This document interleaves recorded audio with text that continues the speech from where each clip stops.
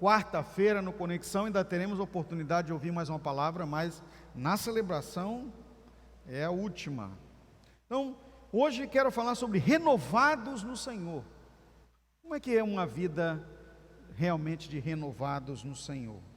Então Paulo fala aqui em verso 1 e 2 do capítulo 12 da carta aos Romanos, dizendo assim: rogo-vos, pois, irmãos, pelas misericórdias de Deus, que apresenteis o vosso corpo por sacrifício vivo, santo e agradável a Deus, que é o vosso culto racional. E não vos conformeis com este século, mas transformai-vos pela renovação da vossa mente. Repita comigo: renovação da vossa mente. Para que experimenteis qual seja a boa, agradável e perfeita vontade de Deus. Podem tomar assento, gente. Amém?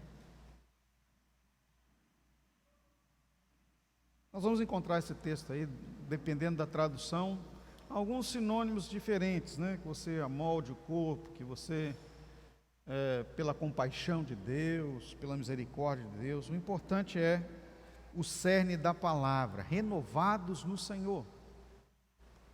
Afinal de contas, nós somos uma igreja batista que tem princípios de renovação espiritual. Quando falamos princípio de renovação espiritual, é que nós cremos cabalmente no Espírito Santo e nas suas manifestações de dons para este tempo. Cremos que o Espírito Santo está hoje ativo em nossa vida, em nosso meio como igreja, não só para convencer o homem do pecado, da justiça e do juízo, mas também para municiar, ou dar, nos munir de condições que nós chamamos de dons espirituais, para executar a tarefa de fazer discípulos, ensinando-os, como diz lá em Mateus capítulo 28, a guardar a palavra do Senhor. E com isso, se vier fazer discípulos, outros fazedores de discípulos. Então, para tratar sobre o tema renovados no Senhor, eu destaquei aqui algumas áreas de nossa vida, ou pontos que nós precisamos trabalhar na renovação. A primeira delas é na salvação. Quem é salvo em Jesus aí, levante sua mão e diz amém. Me lembro até daquele cântico bem antigo, assim, da época de criança, né? Quem é salvo com certeza diz amém. Cadê os amém? Quem é salvo com certeza bate palma. Ainda tem a outra partezinha, né? Quem é salvo com certeza, sua vida é uma beleza. Quem é salvo com certeza diz amém, bate palma. São as duas coisas, né? Depois vai inventando um monte de troço, né? É uma atividade interessante, lúdica, que movimenta o nosso coração quando ainda somos menininhos. E até vocês aqui gostaram do amém, bate palma. Tem bate o pé, levanta a mão e por aí vai. A alegria da salvação, meus amados, é muito importante para que nós nos mantenhamos motivados em compartilhar Jesus com outras pessoas.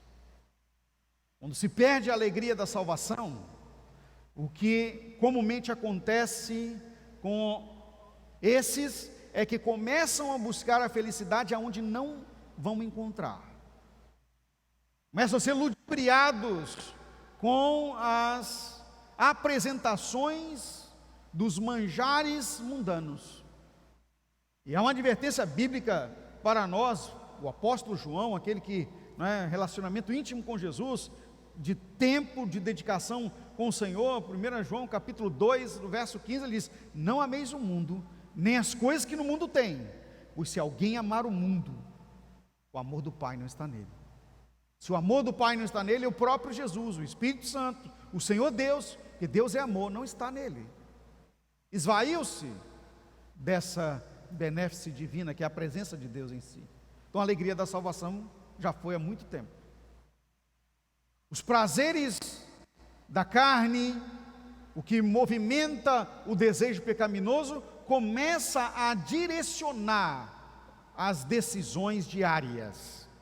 Isso é lamentável, não é? Porque a alegria da salvação se foi.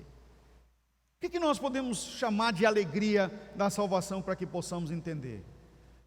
É o prazer de ser filho de Deus, prazer de ser discípulo de Jesus.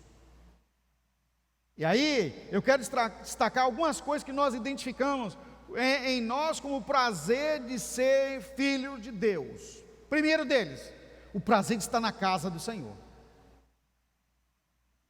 Isso também serve na nossa vida ordinária, nosso dia a dia, como filhos, como pessoas que têm família. Não há prazer de estar em casa, é porque tem alguma coisa errada naquele relacionamento, ou de pais e filhos, ou conjugal, alguma coisa está errada.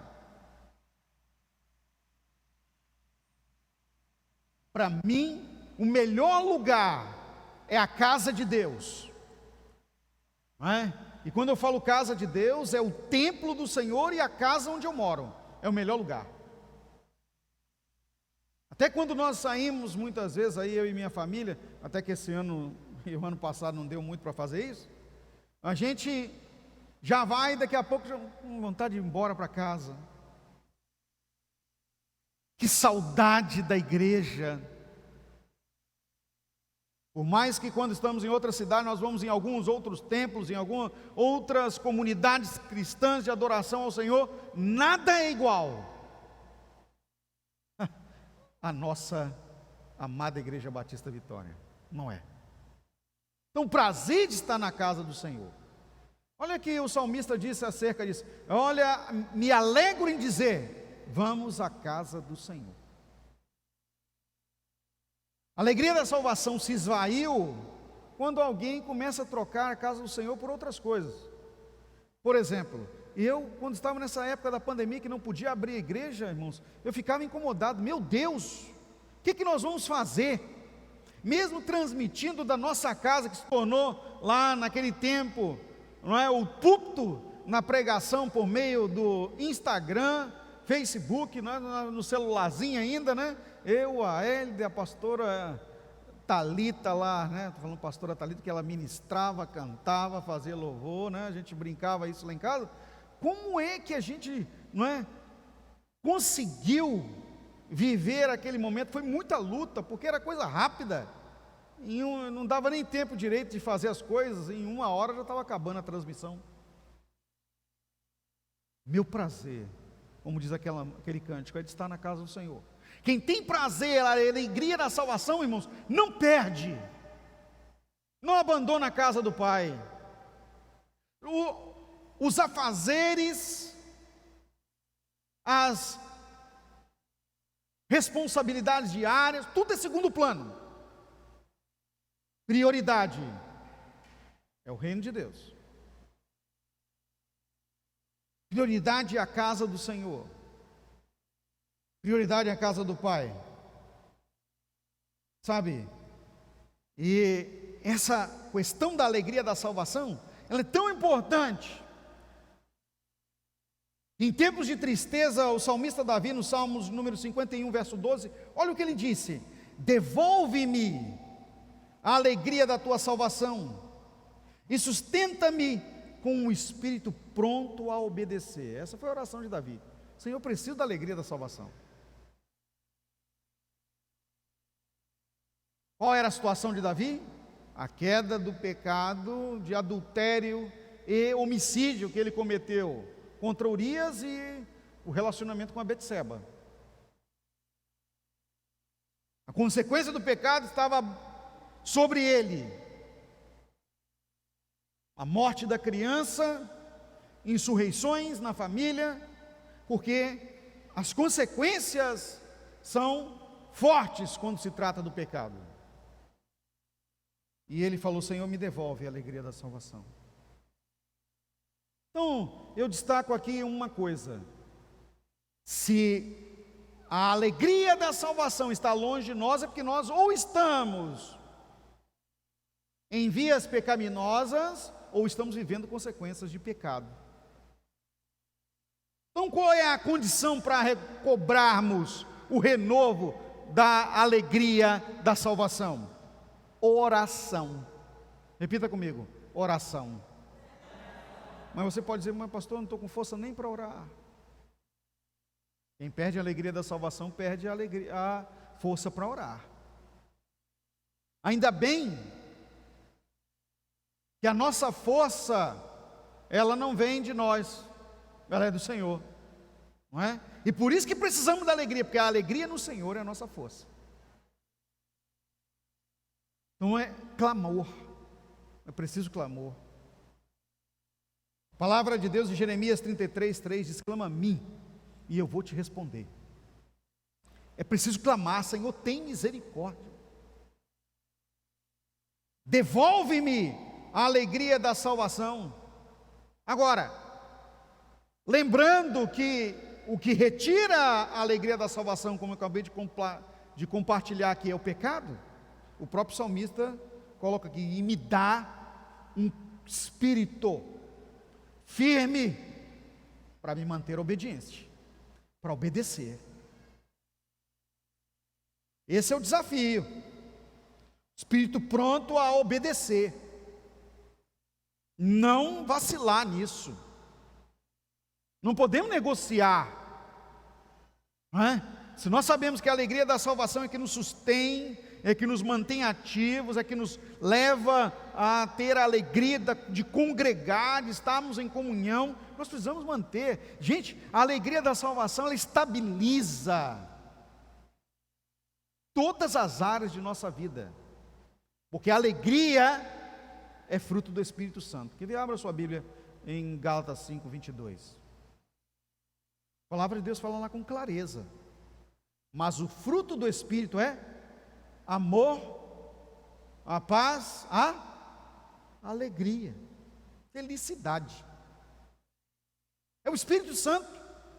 Quando estamos em comunhão com Deus, nós estamos em obediência, decidimos romper com o estado pecaminoso, decidimos abrir-nos diante de Deus e confessar as nossas fraquezas e ações equivocadas. O Espírito Santo testifica em nosso espírito que nós somos os filhos de Deus, e a alegria da salvação nos recobra. Somos renovados na alegria da salvação. É preciso ter um coração disposto, espírito disposto a obedecer. Outra área que nós precisamos colocar como indispensável para estarmos renovados, além da salvação, é na nossa própria vida. Nos nossos, quando falo vida aqui, nossos relacionamentos, nossa disposição para o serviço, e aí entra também o serviço na causa do Senhor, no trabalho com as pessoas. Romanos capítulo 6, Paulo também falando nessa mesma carta que nós lemos aqui, o 12, no 6 agora ele diz: ou vocês não sabem que todos nós que fomos batizados em Cristo Jesus, fomos batizados na sua morte? Portanto, fomos sepultados com Ele na morte por meio do batismo, a fim de que, assim como Cristo foi ressuscitado dos mortos mediante a glória do Pai, também venhamos a viver vida nova. Eu estava preparando essa palavra para compartilhar com vocês, é o que nós vamos compartilhar agora aqui, nesse entendimento. Olha o que fala aqui, ó, vivamos uma vida nova. Mas pastor, a vida nova não é essa que nós estamos em Cristo? Conhecemos lá 2 Coríntios, né? 5,17, aquele que está em Cristo, nova criatura é. As coisas velhas ficaram para trás, agora é tudo novo. Deveria ser. O normal seria isso. Mas muitos são aqueles que sabem que precisam ter uma nova vida, necessitam de tomar novas posturas, romper com uma trajetória que é confrontante com as Escrituras. E aí, quando eu falo essa trajetória, quer dizer procedimentos, atitudes, palavras, modo de viver, mas continua achando que está em Cristo, mas a vida é a velha. Continua. Relacionamentos impuros, mentiras, falsidades, todas as obras da carne que satisfazem seu ser estão lá, presentes.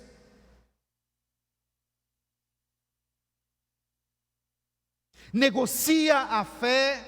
Sabe o que é negociar a fé? É abrir mão da firmeza, da postura de discípulo de Jesus, para estar em ambientes que não condizem com o Senhor. Nessa época então, não é? Eu lembro que lá pelos anos 90, que a gente mais pregava e brigava na igreja contra, eram os pagodes. Hoje é o forró. Forró e funk.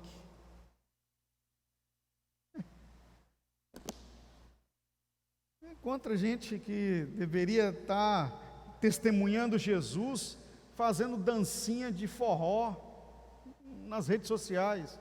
Vem estar pregoando Jesus e a mensagem da salvação. Uau! Que isso, meu Deus! Não posso nem perguntar de que mundo que veio, não, que eu já sei, é do mundo de Satanás mesmo. Ele está se enganando. Está se enganando.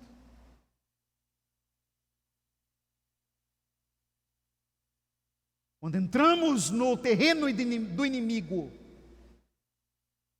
não é para confraternizarmos com o inimigo. Quando entramos no terreno do inimigo, é para retirar os cativos de lá. É diferente.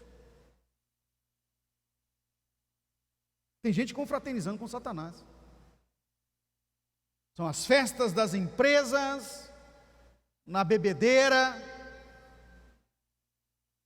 na música mundana, na dança, as festas de fim de ano que não agradam o Senhor e nada tem a ver com Deus.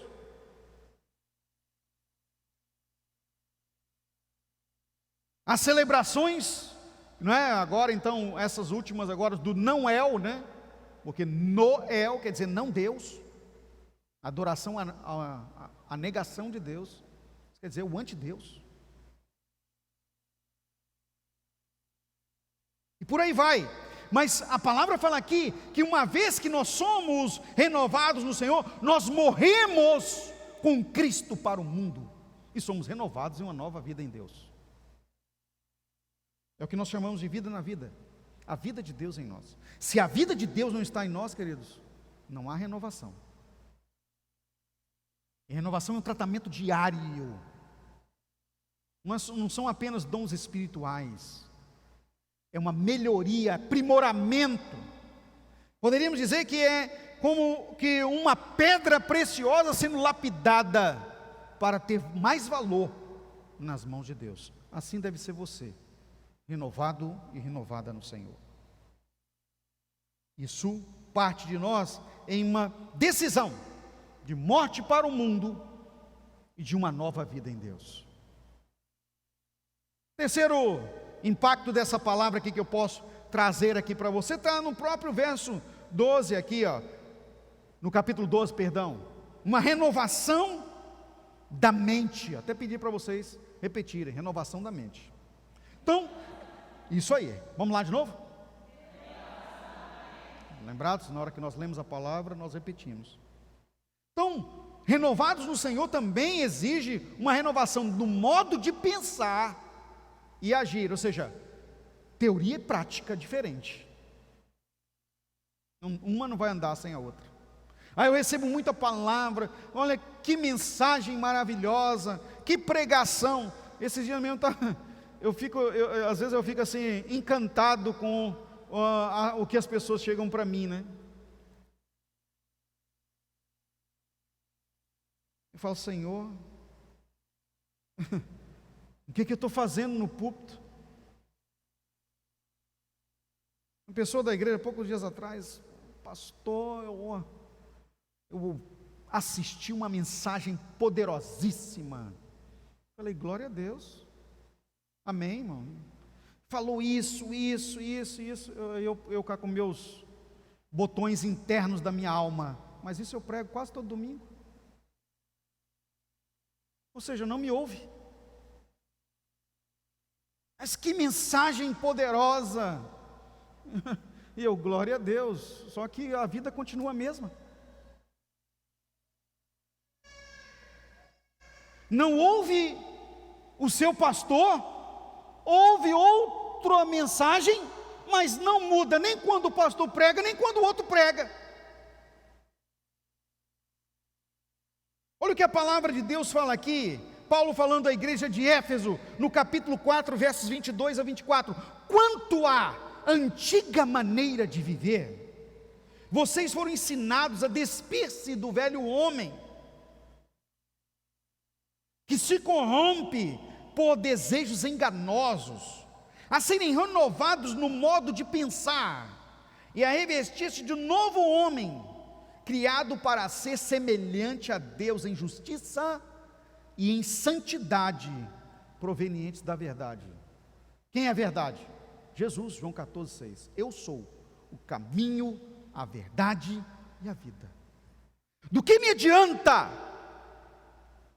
ser um buscador de mensagens pela internet, frequentador de outros ambientes onde a palavra é pregada, obviamente que para essa pessoa melhor do que é pregado aqui, talvez com alguma performance melhor do eloquente pregador, e realmente existe muitos muito bons. A questão toda não está na palavra que é pregada, está na decisão da mudança de procedimento, do modo de viver. Como compartilhei aqui pela manhã, não dá para pregar sem viver, porque a velha, antiga forma de viver, que eles têm que ficar para trás, tem que estar lá atrás, não nos serve mais. Nós somos novos no Senhor. Os desejos pecaminosos corrompem a nossa alma, e se dermos vazão para ela, ou para eles, vai germinar, e vão se tornar pecado. Pecado atrai maldição, e maldição traz consigo demônios. Sabemos disso. Qual é a boa decisão nesse caso? Romper com isso. Compartilhar mensagens não muda a vida. O que muda a sua vida é a decisão de que a mensagem se torne relevante para você. Que palavra maravilhosa! Ela só vai ser maravilhosa se ela mudar a sua vida. Senão ela vai ser simplesmente mais um sino que tine, um barulho bonito, harmônico, mas que bateu e passou. Pouco tempo atrás, eu não sei com quem nós estávamos conversando aqui no templo, que nós investimos tanto em encontros com Deus, né? Trabalhamos e oramos e guerreamos com as pessoas, levamos as pessoas a terem um impacto de 3 dias com o Senhor e tal. Uma semana, quiçá 2 semanas, depois esvaiu-se. Porque aquilo que foi pregado só valeu para aquele momento. Queridos, o modo de pensar e agir não pode ser para apenas um lapso temporal. É uma vida transformada segundo Deus. O discípulo de Jesus não é discípulo apenas um dia, ele é discípulo o ano inteiro. e em todo lugar, e em todos os relacionamentos, em toda palavra que profere, em todos os compromissos que encerra.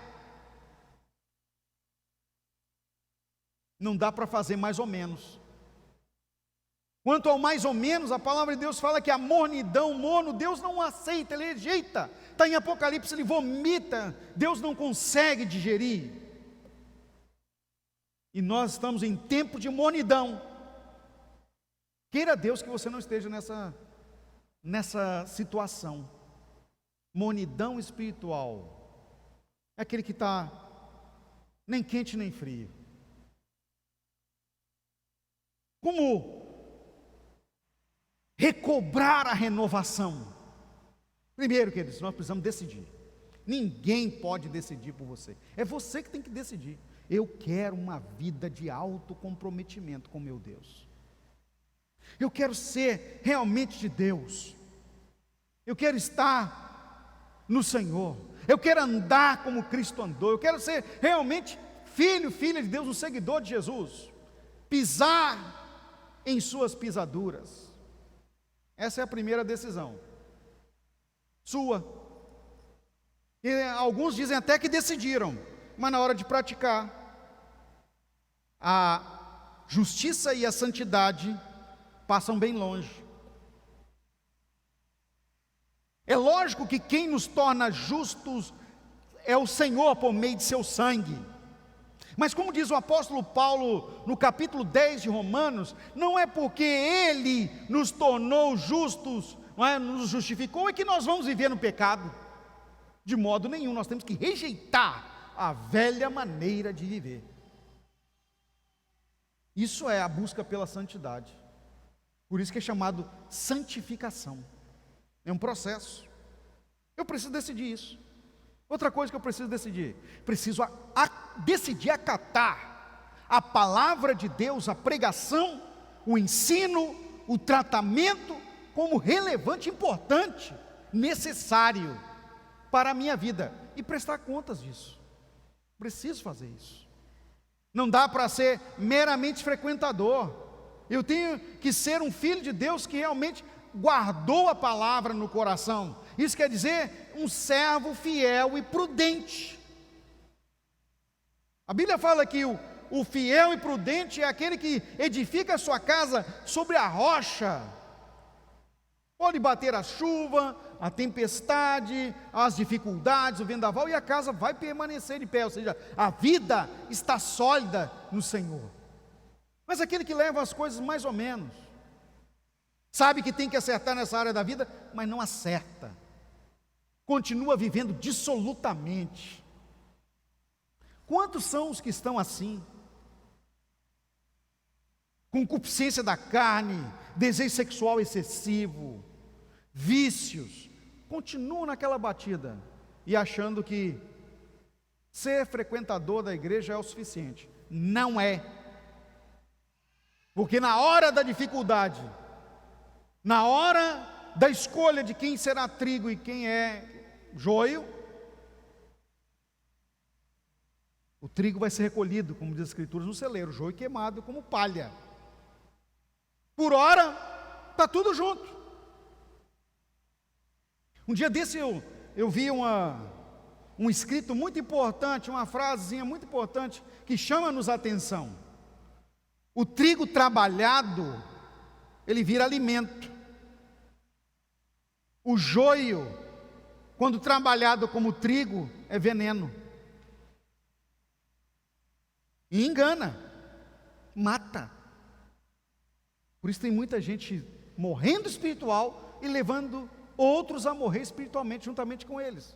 Por mau testemunho, ausência de verdadeira fé, partilhar demônio. Porque quem não convida e não trabalha para que seja discípulo aprimorado, mas leva o irmão para outra situação, o irmão mais frágil, é um demônio ativo para destruir. Como assim, pastor? Você está chamando as pessoas de demônio? Não, é o demônio que está nele, fazendo o trabalho que ele está permitindo. Pessoas endemoniadas. Imagina você nós nos conhecemos na igreja, nós convivemos na mesma célula, no mesmo javite, nós fomos para um encontro com Deus, nós trabalhamos juntos, oramos juntos, e de repente eu convido você para ir para uma balada. Você é um demônio. E o pior de tudo, aceita.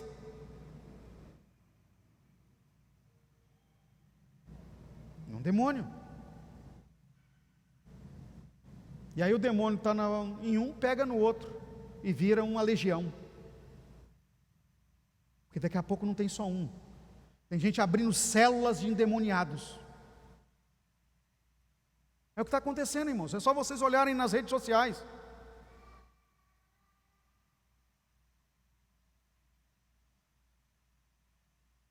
Misericórdia. É o fim dos tempos. Fim dos tempos.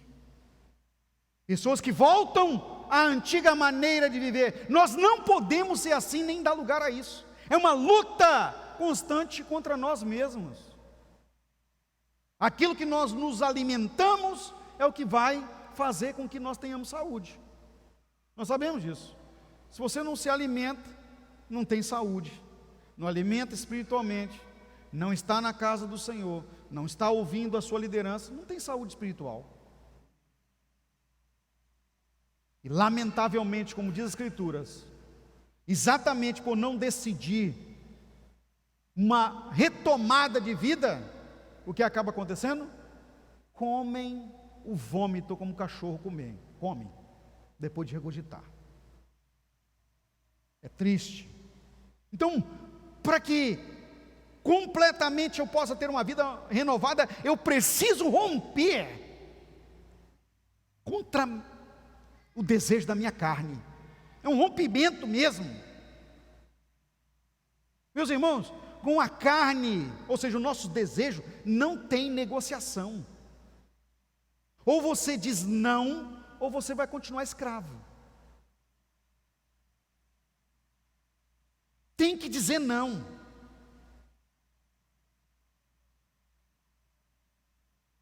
Quando Deus tratou com Caim acerca do problema pecaminoso que ele estava vivendo, o pecado está batendo a porta. Constantemente está batendo a nossa porta. Corrupção, mentira, desejos excessivos, o tempo inteiro. Mas nós precisamos dizer não. Não é? Temos que dizer não. Desde as mais simples infidelidades com os compromissos, até aqueles que nós, em nossa visão, consideramos como os mais tenebrosos, e eu também considero isso, que são as quebras de aliança.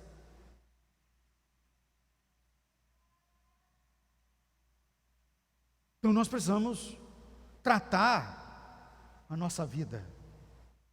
Hoje, na última celebração do ano, Deus está nos dando uma palavra de renovo da alegria da salvação, renovo de compromisso, renovo da forma de pensar e agir. Sabe por quê, meus amados? Nós precisamos estar ano e após ano, não importa que calendário esteja lá sendo vivenciado, que número, ou que mês, ou que semana vem entrar, a nossa vida precisa ser a mesma no Senhor, Ele como dono, rei de nosso ser. Agora, nos aprimorando mais, crescendo mais, vivendo mais e melhor, vivendo bem na presença de Deus. Eu convido você agora a ficar de pé.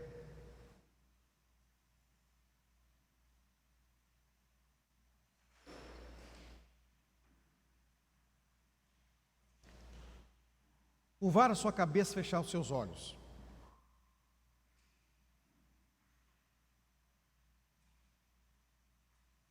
Repita comigo: Deus tem algo novo para mim.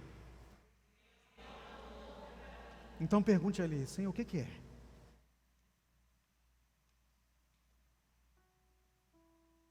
Algo novo sempre acontece onde Deus está.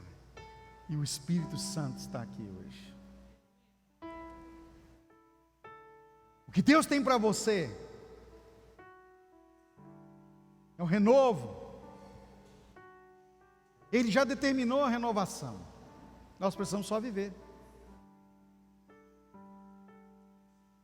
Decidir por viver. Chegou a sua vez, a sua hora. Deixa Deus falar o seu coração também por meio da música. Louvemos ao Senhor.